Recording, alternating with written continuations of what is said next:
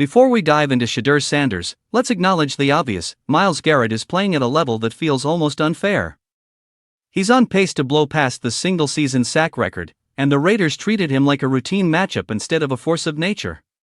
Leaving him single-blocked, depending on a running back for protection, felt less like a strategy and more like something worthy of investigation.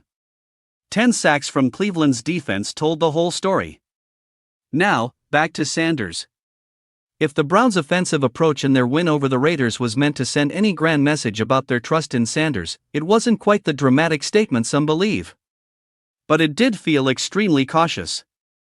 Before kickoff, Sanders stood on the sideline, radiating confidence, telling a reporter, "I'm who they've been looking for."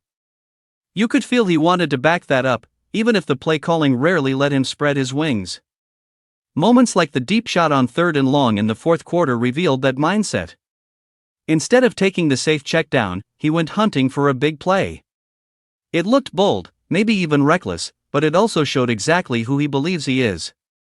Meanwhile, Kevin Stefanski and Tommy Rees called a game built around running the ball, limiting risk, and leaning heavily on a defense that was already suffocating the Raiders. They weren't planning to showcase the rookie, they were planning to let the Raiders implode. Cleveland dusted off Wildcat looks, quick passes, and red zone wrinkles.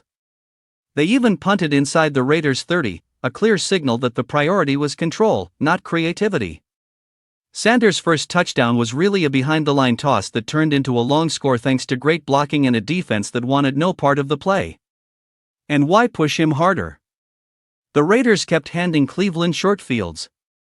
Garrett was unstoppable. Geno Smith was inaccurate and late on several big opportunities. The Browns had no need to take risks. Still, the game created two unintended outcomes. It fueled the bizarre idea that the Browns are sabotaging Sanders, a narrative now making the rounds on national broadcasts. And it provided just enough flashes from Sanders to invite talk of a quarterback competition.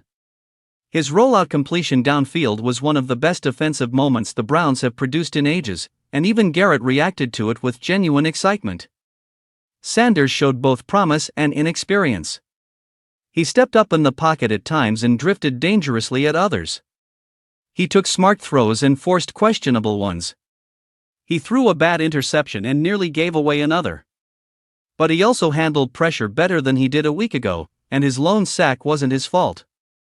He became the first Browns rookie quarterback to win his debut in decades. The challenge now is handling everything that comes next, because the noise surrounding Sanders is only getting louder.